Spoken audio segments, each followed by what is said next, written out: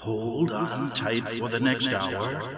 You're entering into a place, a zone called the alternative to the alternative media. It's a place, a special place where even truth seekers fear to tread. All right, people, let's move like we've got a purpose. Affirmative.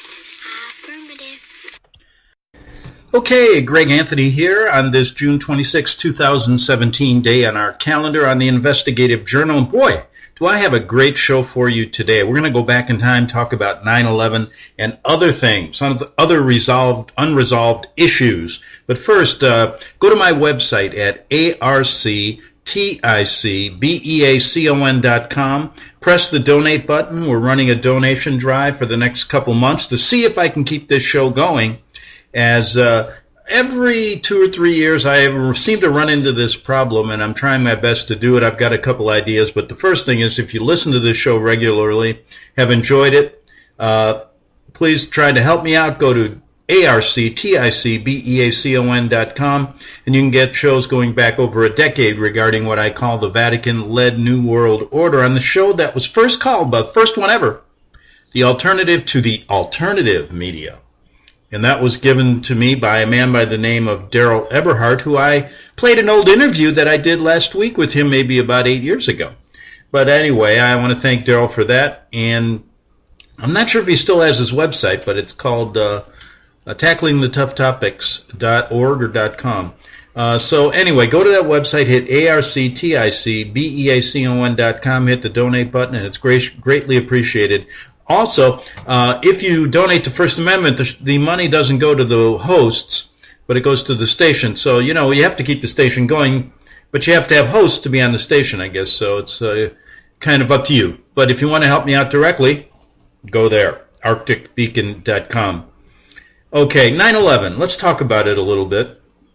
I got into it right after I graduated from law school, and I was going to start studying for the bar. But 9/11 came, and I decided, but I was asked to do some research on it, and I got carried away, so to speak, and the bar exam kind of fell second on my to-do list. I went to New York many times, researched 9/11, came to the simple, hard conclusion that it was 9/11 was an inside job, and we'll leave it at that. Along the way, I met so many different people researching 9/11. And isn't it interesting now that it's almost a forgotten issue? It's almost like the masses of people, even those who know that it was an inside job, just have given up. Well, the weight of the New World Order is on their shoulders, and they can't get it off, right? What can you do? You can scream to the highest mountaintop.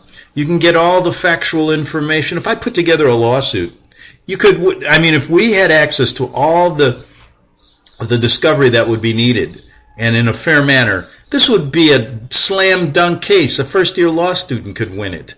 Their story had so many holes in it. It was worse than a piece of Swiss cheese after a bunch of rats ate it. It was terrible. Their facts, their stories, their cover-up. It was a mess. And you see, people realize it, but they realize they can't do anything about it.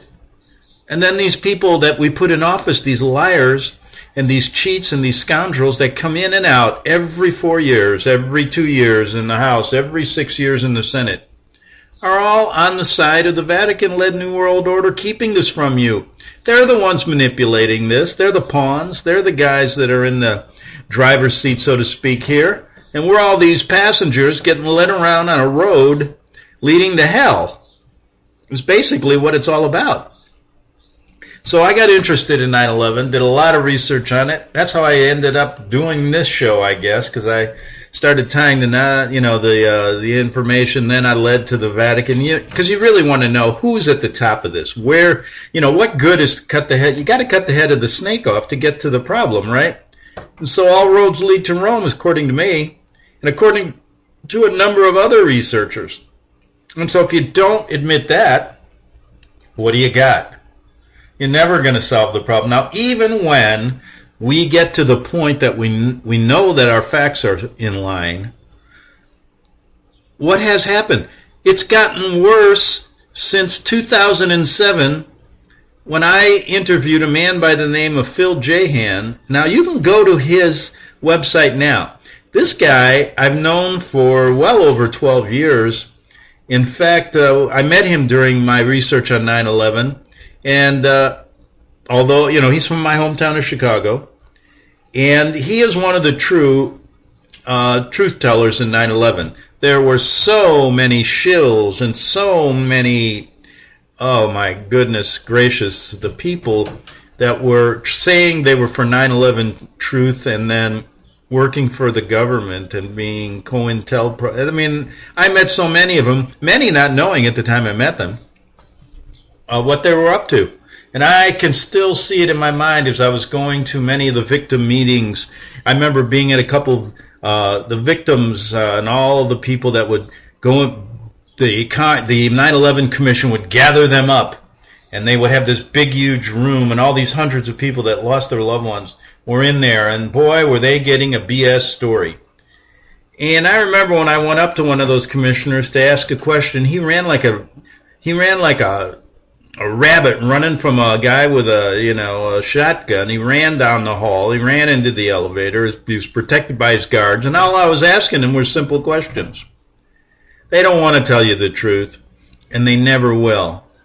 But here we are, 16 years after 9/11. Most people have forgotten about it. Well, they haven't forgotten about it, but they've just given in and say, well, we know it was an inside job, and then what can we do?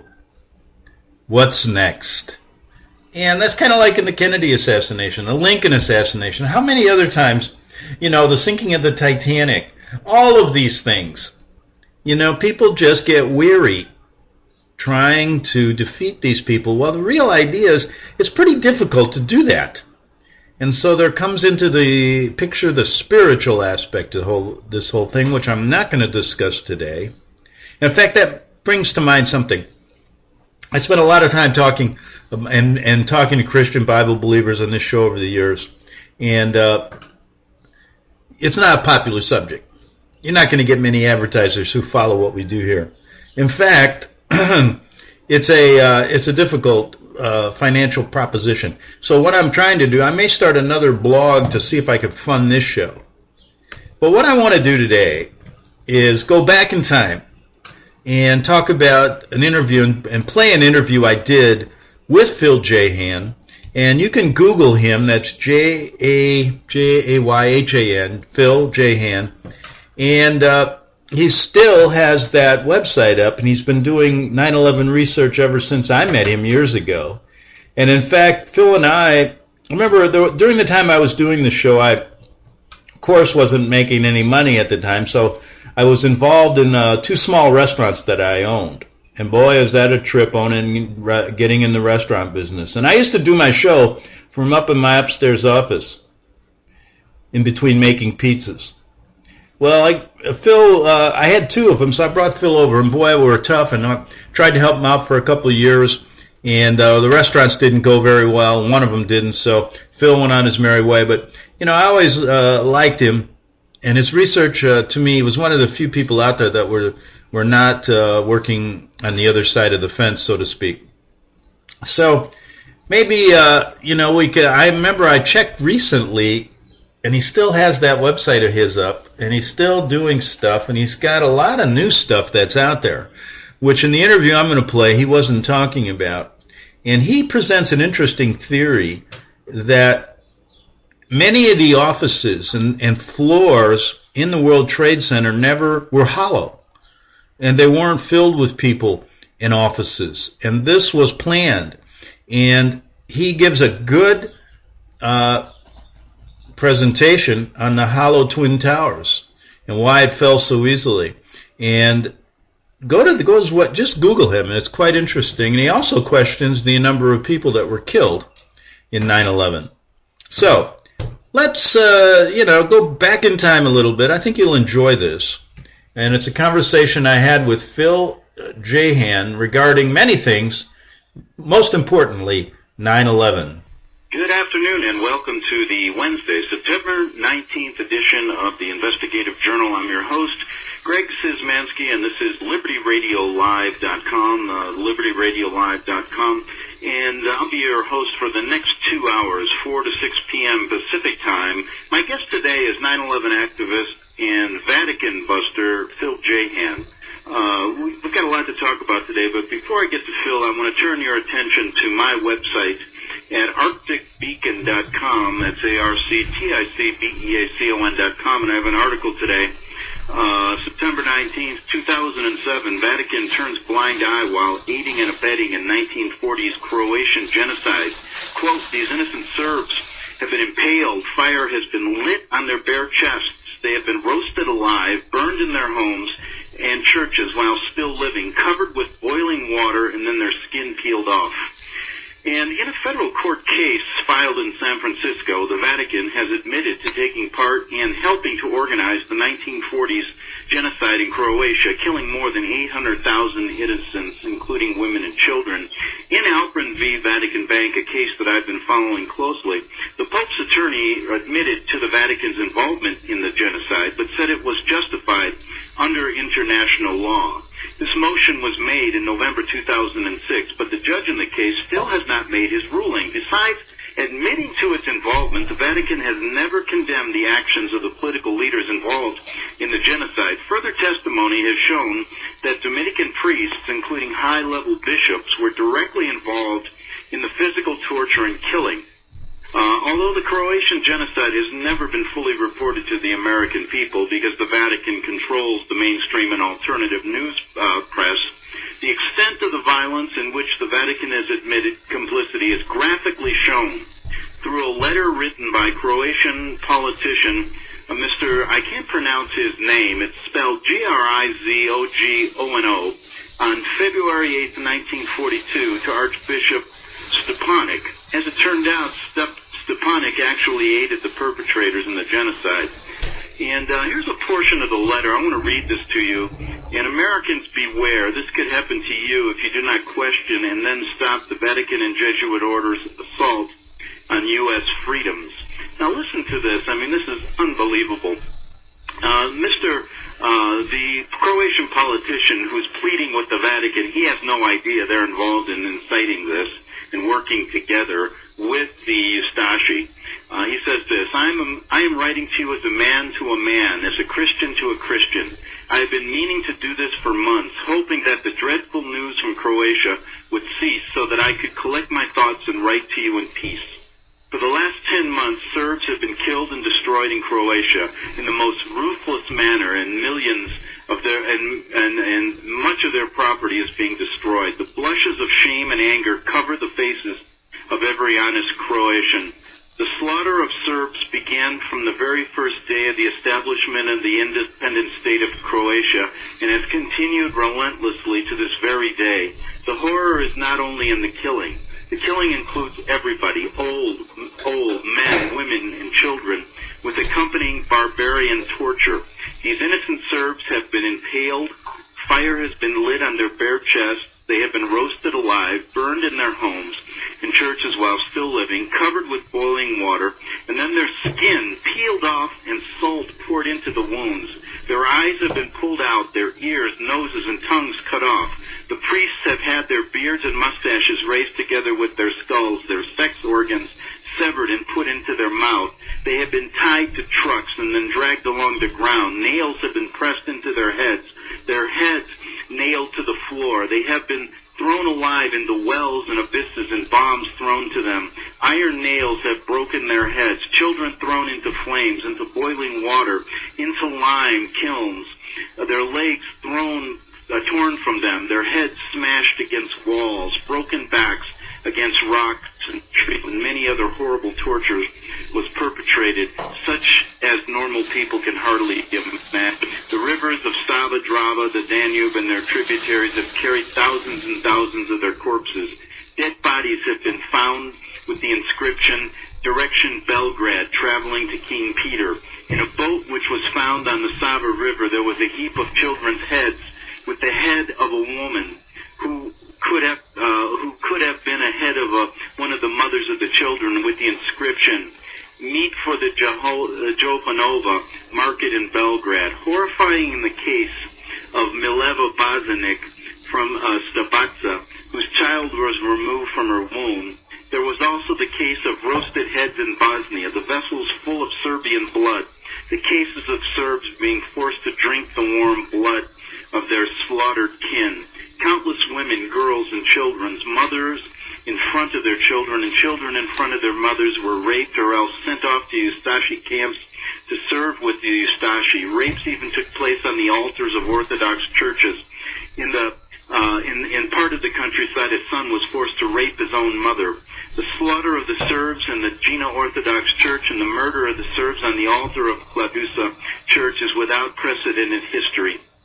There are detailed and original accounts of all these horrors. Even the Germans and the Italians were astounded by these crimes. They photographed a huge number of cases of such slaughter. The Germans are saying that the Croatians did this also during the 30 Years' War, and that is why they have been saying in Germany since then, "God save us from the plague, hunger of the Croats." The Germans despise us because of this and behave in a more human fashion with the Serbs. The Italians photograph a vessel with 3.5 kilograms of Serbian eyes, as well as a Croat who wore a necklace strung with Serbian eyes, and another who came into Dubrovnik with a belt on which cut Serbian tongues were hanging. Now this is the Serbian, genocide. We'll be right with you, Phil. This is the Yeah, I'll be right with you, okay? I'm just finishing up here. But that is the genocide that we're talking about, that the Vatican was involved in. And it's just horrendous. But let me turn right over to my guest, Phil Jahan, who's been patiently waiting. And Phil's in Alaska right now. He's been a 9/11 activist for a long time, and also has been outing the Vatican. And because of that, has found himself in a very precarious situation. Okay. Phil, how are you today? Thanks. 2 hours. Thanks. Bye. Phil, how are you today? Are you there? Phil? I don't seem to get Phil. Are you there right now? Finally got you. I couldn't hear you there. I guess the connection was off. But anyway, I mentioned that you're a 9/11 activist. You've been outing the Vatican for a long time. So what's going on in the 9/11 movement? And tell us what happened recently on September 11th in New York.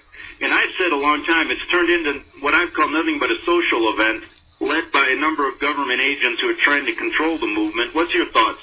Well, I agree with that for the most part. At the same time, I want to be mindful of all the people that showed up, and it wasn't as great of a turnout as I would have liked to have seen. I'm not really sure how many people were there, but there was a big showing at Ground Zero.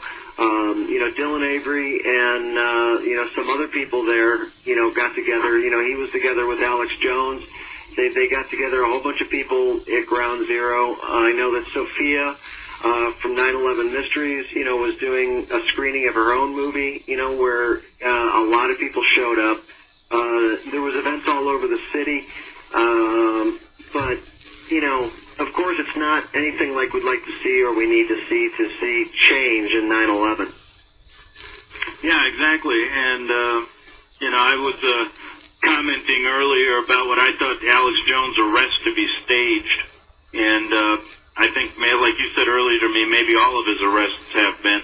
But I just marvel at number of agents that have been placed in these positions to lead people into the wrong directions, and Jones being one of them. I just wanted to get your thoughts about that. Well, yeah, I mean, everywhere Alex goes, he gets arrested, and it brings him, into the spotlight, and, being in the spotlight in 9/11, makes him look like a hero, and, it's actually good for a person to be arrested, if they're of stature in 9/11. It helps with their, credibility, their believability, and people's gullibility, if you know what I mean. Mm-hmm. He got arrested in Toronto. He got arrested, in England. He, got arrested here. And, I think everywhere he goes, he gets arrested. So, I can never really be 100% sure of somebody, because, the main problem that I have with Alex Jones, really isn't so much what he says as much as it is what he doesn't say. So, while I pretty much feel the same way that you do, I think that, Eric Phelps does, I just say it, with different words and, say it just a little bit differently. Right, basically, it's the leaving out of the Vatican issue, and, at the beginning of the show, I tried to show people, through court documents that are filed now in San Francisco, a case that's been going on since 1999, Alperin v. Vatican Bank. It shows clearly the Vatican was involved in the genocide of more than 800,000 Croatians in the most horrid manner that I'd read to you from a letter sent by a Croat politician. And the Vatican in that case has admitted to being involved in the genocide, but said it was justified under international law. Now, what makes this a little bit even different than the Jewish Holocaust is that the priests were actually involved in the torture of these people, high-level bishops actually inflicting the torture, and that has been documented by those following this case and some of the survivors of that Holocaust. And the key thing here is that no one in the media wants to really mention this story. And they don't want to talk about the case that's going on in Frisco. And that shows you exactly why I believe guys like Alex Jones are covering up. Because if he is such a researcher, such intent on getting at the truth, how could he ignore a case like this? And then how could he ignore the onslaught of the Vatican on our government right now? If you look at all the connections, it's just amazing. And so that's why I get upset about it. If he covered that honestly, that'd be no problem. But to me, that shows he's a shill in one of a number of them working at RBN and GCN, including the American Free Press and other places, which I really think people need to understand and start uncovering. What do you think? No, I agree with you. Alex Jones's, coverage is lacking. He doesn't go, the full, 9 yards, as he should. He makes, statements, talking about the global elite, the international bankers, the Illuminati, folks. It's the Illuminati. They're in your face. He leaves these people as nameless, faceless entities. Okay? And while it might be good to wake somebody up from a total slumber, okay, it does that person no good, unless they and a community of people like them can see the name and the face of the organization that's out to take away their liberties and destroy them. So, I agree with you in that sense. I try to walk a fine line of diplomacy, even with people that I really don't like, care for, or, suspect of, being plans from the government. Because there's a lot of people in 9/11, that are here just to spread disinformation. I will say this, he's useful in waking people up from, total slumber. But as far as energizing those people and making those people, be able to fight, the real enemy that's there, and he's useless. He stops, right at the top. Okay, so we're going to take a break here in 2017 and come back with that interview I did way back in September, I believe, of 2007. Back in 3 minutes on the Investigative Journal. Visit crosstheborder.org, CROSS, crosstheborder.org, to get your print, EPUB, or PDF version of Nicholas Arthur's new book titled When the Third Temple is Built. That's crosstheborder.org.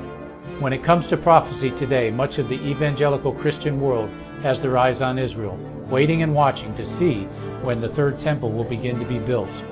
The plans are drawn. The Jewish people are eager. Most evangelical Christians today believe that the rapture will happen before the third temple is built. Hi, I'm Michael Eugene. I was taught that Daniel's 70th week was in the future. Is that really what the Bible teaches? Have we searched the scriptures and found this to be true?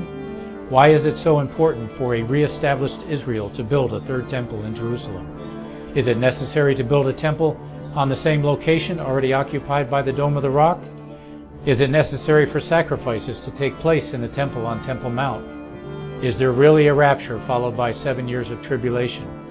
What is the New Testament temple? Can we identify history and prophecy? Who is the first beast in Revelation chapter 13? Who are the 7 kings in Revelation 17? I have asked all these questions, and I have found Nicholas Arthur's new book, When the Third Temple is Built, answers all these questions and more using Scripture to interpret Scripture. The Bible says that no prophecy of Scripture is of any private interpretation.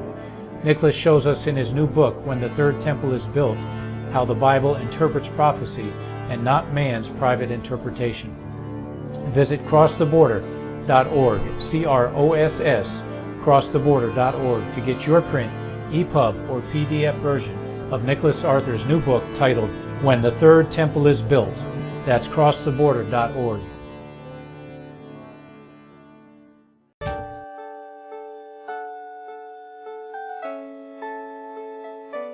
The program you are listening to is 100% sponsored by you, the listener, on this First Amendment Rights Media channel. You will notice that there are few commercials on this radio network. There's a good reason for that. Corporate advertising dollars come with strings that limit program content. So without your help, these programs cannot continue on internet or our several affiliates. If you benefit by the educational law programs, we ask you to give. If you are admonished or nurtured by the Bible and ministry programs, we ask you to give. If some voice a cause that you are passionate about, we ask you to give. If you believe in any of these, we ask you to support them as you would a missionary on a continual basis, as if giving a tithe for missionary radio. These programs are not commercially viable and must be supported by those faithful to the cause of truth. Look for the button to sponsor your favorite programs at our listen and schedule pages on the internet. Then, when you subscribe, we will send you the last quarterly MP3 CD of that program immediately, and continue to do so with each new quarter. We will also give you unlimited archive access to all of our programs. We're asking you to give much less than a tithe, so that you may also send support directly to a particular program host, cause, and anywhere else the Spirit may lead you. Do all to the glory of our God and Creator, for His holy nation, the only kingdom that will last forever. Thank you for listening.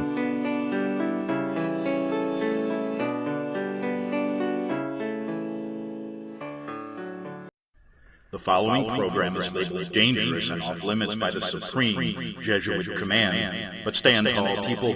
Listen up, and you may just learn something. Oh, dear Lord Jesus, this ain't happening, man. This can't be happening, man. This isn't happening. Okay, back for the second half hour of the Investigative Journal on this Monday, June 26th. Hope you're doing well, and the week got off to a good start. And don't forget, go to my website at arcticbeacon.com, hit the donate button. I'm running a pledge drive for the next couple months to see if I could keep this show on the air. And hopefully we can do that. You know, before I get back to Phil Jahan and that 2007 interview I did with him, sometimes I get these newsletters that are sent to me to keep me abreast of the supposed alternative news. That's the stuff you don't get on the mainstream, right? And there's a couple of them out there, and every day I'm just stunned at the nonsense that comes off of these supposed truth seekers. Not one mention about anything important like what me and Phil were just talking about. And let me give you just a little taste of what was in the news, the alternative news, today. Okay, here's the first one. California geologists warn of mega quake. The big one is going to happen. You know, they're always spreading this fear, so that you don't have enough ability to think. And then never is there one of these newsletters I get that doesn't have the alien agenda, the fake alien agenda, always as if it's real. Folks, it isn't. Ancient alien civilizations exist, say this article. The man who lived with extraterrestrials for 10 days. What's this one? Oh, both Putin and Obama feared an alien attack. Is Trump joining them now? Let's keep going. Let's read a couple more of these. The dogs seem to be a little annoyed with it as well. Okay, here's a little bit of an interesting. Illuminati exposed. New decrypted $100 bill shows nuclear devastation of New York City. All right, you got to go in with a magnifying glass on the $100 bill. How many people out there have $100 bills? Most Americans haven't. You know, there was a study. I don't know where they do these studies, but they said that 70-80% of Americans don't have savings of less than $2,000. Okay. U.S. Navy is scrambling. Now, this story caught my eye, and I don't know if you followed the mainstream news, but there was supposedly a big cargo ship ran into a Navy destroyer. Now, this destroyer left where I was, in San Diego, and a number of sailors were killed. I'm looking at the damage, and one of those big tankers, I used to see them come in all the time in the port. Oh, they're huge, car tankers. They're carrying hundreds of thousands of pounds of. And it just rammed this Navy ship and breached its hull under the waterline, and a number of people were killed. Now, the Navy reported that it was an accident, but really, if you watch somebody did they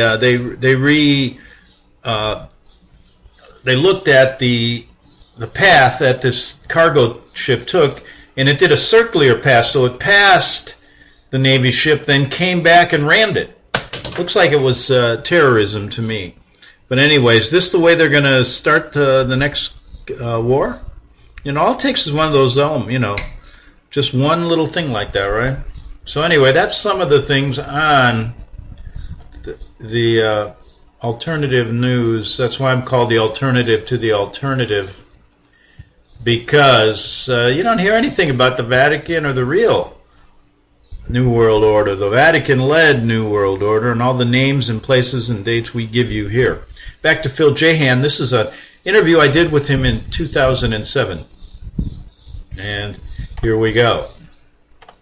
Let's see. I'm going to get it up here real quick, get it potted up, and here we go. Leaves them nameless, leaves them faceless. And people can't fight an entity that they don't know. If you don't know your enemy, how can you fight them?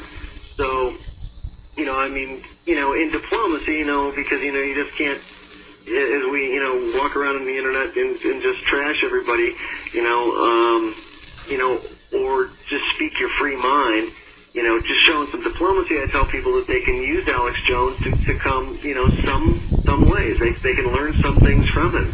But, he won't take them the whole way. Well, the dangerous thing with him is that, and these people like him and many others, they mix truth with fiction, and what I mean by that is they do not, when people call up and start wanting to talk about this issue seriously, they mix truth with fiction and makes them more dangerous, and that's why, in a sense, I might take a little bit harder stance and say this is worse than the mainstream media, because a little bit of truth can take a person down the wrong path, and that's what these guys do, and they need to be censored, in a sense, and outed.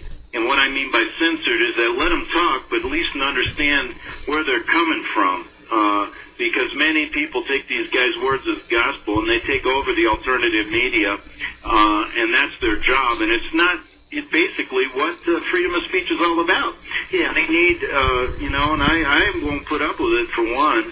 And will not walk a fine line with Alex Jones one bit. If he wants to come on and debate me about anything he talks about, I'd love to ask him, how the hell did you get into Bohemian Grove unless you know somebody? Well, I'd like to know where he went to school. I'd like to know what jobs he had before he got into, alternative broadcasting.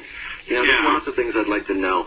For people that listen to, Alex Jones, I think, if they start listening, carefully with a little bit of discernment. They'll see some of the things that we're talking about.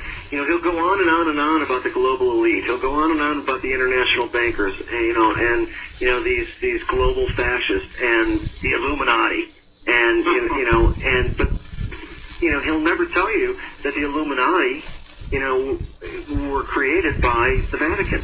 The first modern day branch of the Illuminati was created in 1534 by Ignatius de Loyola. And, he was the first Jesuit, and he was basically, given this position, to start the Jesuit order, and the Illuminati in 1534 to crush the Protestant rebellion. With the very thing that you started this phone call out with, okay?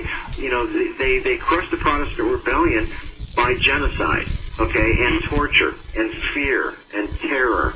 And all of the torture devices that we know today, by modern man, when we go to these web pages and we see the Iron Maiden, when we see these, flailing hooks, when we see the chair of pain, the chair of pins, the hot burning chair, all these different instruments of torture were made by the Vatican. Most of them were made by the Dominicans, which, were later superseded and, basically replaced by the Jesuits. Mm-hmm. The second modern day order of the Illuminati, is started by Adam Weishaupt on May 1st, 1776, May Day. And these things are not hard to see in an internet search. You can go to Google and, just Google Illuminati, the founding of the Illuminati origins, and you'll see these things in 5 minutes. Which is why I really do honestly have a hard time with Alex Jones when, a caller will call up after he goes on about the global elite, the fascists, the Illuminati, the global bankers, international scamsters that are out to, make, enslave him and turn us into a prison planet. But then somebody will call up and say, hey, the Illuminati were created by the Vatican. And he'll go off onto this rant. Well, I don't know what to tell you here, but I really just don't subscribe to this. The Vatican is just basically a whole bunch of old men, and they run an age-old church, and they've got power, but it's been subverted, and you got to realize that the Vaticans are the victims here. Actually start going on about the Vatican, and becoming an apologist for it. Yeah, and it just makes me, like I tell people, I said, how could he ignore the Abraham Lincoln story? And we've covered that on this show many times. How about Daniel Morris? Right, and even Abraham Lincoln warning Americans of the Vatican and the Jesuit order. Now, who are you going to believe, Alex Jones or Abraham Lincoln? And why won't he cover that? I mean, if he's such a historian, it's just too obvious to me, and he knows it, and he'll never have me on his show because of it. And I don't really care, because I found out the hard way by talking to him, by actually being on his show a number of times. And that's when I was covering a lot of 9/11 stuff. But as soon as I started doing the Vatican, he just cut me off. And then I started thinking, who is this guy? I mean, here I am. I could sit on a radio station and tell you exactly who I am. I used to start it out as a journalist. I got a college degree from Western Illinois University. I played football there. Worked as a journalist many years. Worked in Rome for 6 years. Came back, started my own newspaper. I had two small, just really local yokel newspapers. Got myself a law degree. And I do have a law degree, a JD degree. And I started writing again. Now, that's who I am. Now, when I met these guys in the alternative medium, I took them at face value. I said, hey, if they're trying to get at the truth, let's do it. But what I found was a concerted effort by all these people. And let me name some of these names. John Stadtmiller, Michael Collins Piper, the editor of the American Free Press, Eric Ricardo, Eric Hupschmidt, Daryl Bradford Smith, Chris Bolin. Then we go to, who's that rich guy that used to build, Jimmy Walters, and all these guys. And then we go to the Genesis line of Alex Jones, Jack Blood, the rest of these people, all not covering this issue. Jeff Rentz, put him in the mix. All of these people who I was on their shows in the Power Hour with Van Kleist and Riley, and all these people. I was on their shows in the beginning. But once I touched the Vatican, I'm not on one show now. They will not mention my name. And, you know, how they love to plug each other. And that is basically the alternative media. They control this stuff. They spend a lot of money. Jones is on a number of stations, and so is Riley and the rest of these guys. And they pay, I bet you, over $100,000 a month just on fees to get on AM stations across the country. So these guys are floating a lot of money around to get this message out while they mute the message of the Vatican. Well, what does it tell you, Phil? Doing some investigations on Alex Jones's radio connections. You said he has about 50 affiliates, if I remember correctly. Correct me if I'm wrong, but didn't you say that he would call 10 or 11 or 12 of these affiliates to see if they were pay stations? And yeah. I mean, I knew a couple agents who were going to put me on some pay stations, and they're, you know, $250, $350, $500 an hour. And he said that Jones is on a whole bunch of these stations. And my question is, where the hell does he get all that money? I mean, where does it come from? You know, right. I mean, that's a good question. And, you know, it's like, you know, a ministry or a service as large as Alex Jones's, you know, I mean, you know, transparency would be a good thing. I mean, you know, if he's rich and he's funding it himself, you know, he doesn't have to say it all the time, you know, but it would be nice to have the transparency to know. You know, I am in this movement. I've been able to do what I've been able to do for full time for about 4 years because I spent my life savings doing it. You know, exactly, and there's nothing wrong with that. And I am not about to cover any money. Story. I'm broke now, so you know, I spent my money just like you did. You know, you know, we're you know, working off the small amount of sales that you got on your website for you know, vital support, and you still are. And you know, I hope people out there realize that, you know, while the news is free to them, you know, that, I mean, we really do need to be supported. And, you know, without trying to make it into an infomercial, you know, it is important that, you know, if people are out there learning about this information, getting this information, that if they're able to, without breaking their pocketbook, if they don't have overdue gas bills and electric bills, you know, and they can afford it, then they should, you know, donate what they can to, you know, help, you know, services and ministries like this, you know, stay afloat, you know, and, you know, because there's not enough of that, and it's drying up as we get farther away from the event horizon of 9/11, you know, that support, those donations, the purchases of books and DVDs are becoming less and less, and it's becoming harder and harder to do, and more frustrating because of that. Yeah, exactly. And so what you need to do is to look at these people that are controlling the alternative media and understand that they mix a lot of truth, a lot of stories that are good, with a wrong, with a misconception of who's at the top and how this is operating. Because, well, you know, Greg, you know, I don't want to cut you off here, okay? You know, I just took the phone away from Phil, but, you know... Well, we do have Alex Jones on the line right now. Alex, nice to have you. Yeah, just let me talk, Greg. You know, at the top of the food chain, you know, we've got, you know, the globalists, you know, the elite, the Illuminati. They're here to take your freedoms away, to turn this into a prison planet. They're in your face. They're doing it every day. They sacrifice babies in barns. These people are the worst scum of the earth. You know, Greg, it breaks my heart. Sometimes I just cry, you know, going through this material. You know, but I just told you who's at the top. So, I mean, what's your beef with me anyways? Well, I'll tell you what, Alex, I don't think you're telling the truth about the Vatican. I think you're covering for them, and I think you're actually getting paid by them.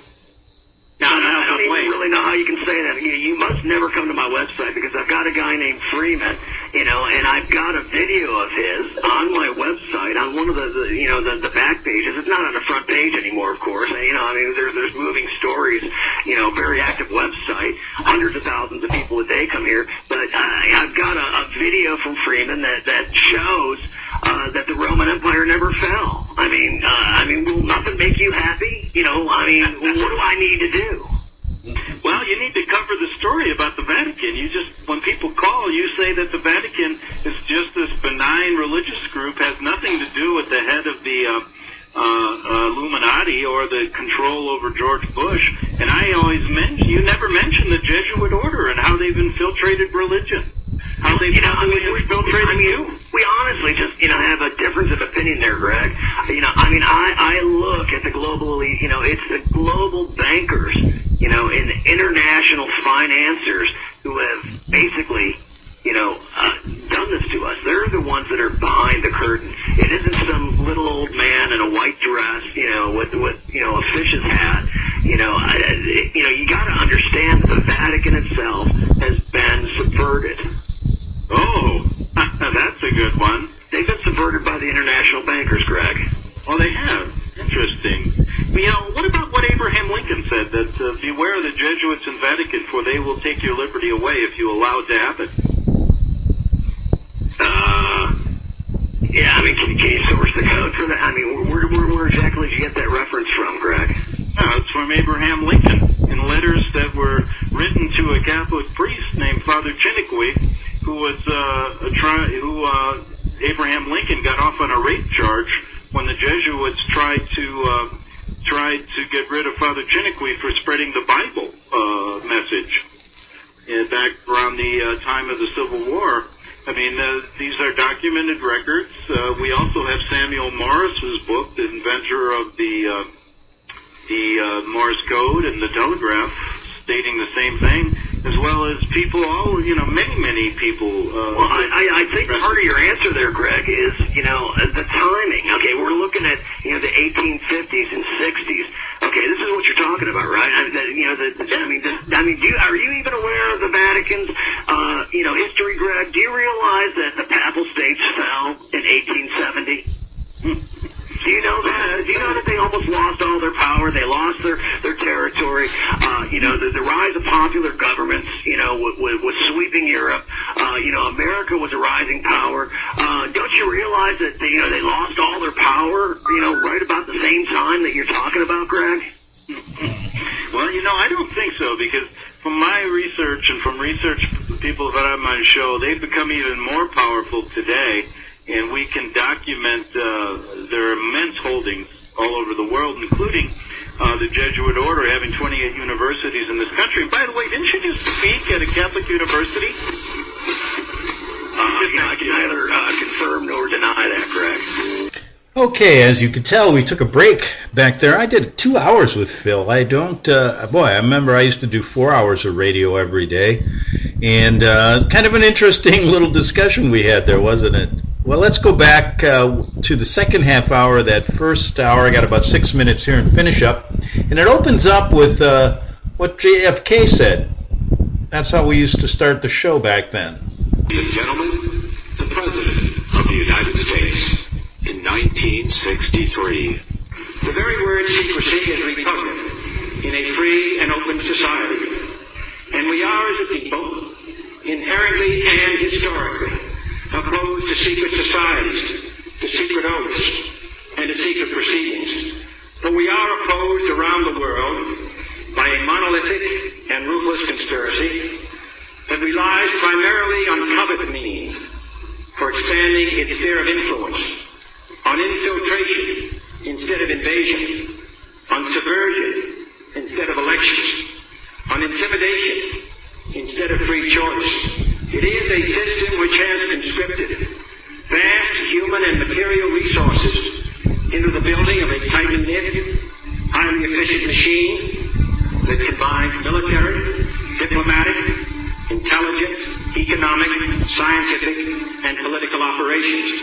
Its preparations are concealed, not published. Its mistakes are buried, not headlined. Its dissenters are silenced, not praised. No expenditure is questioned, no secret is revealed.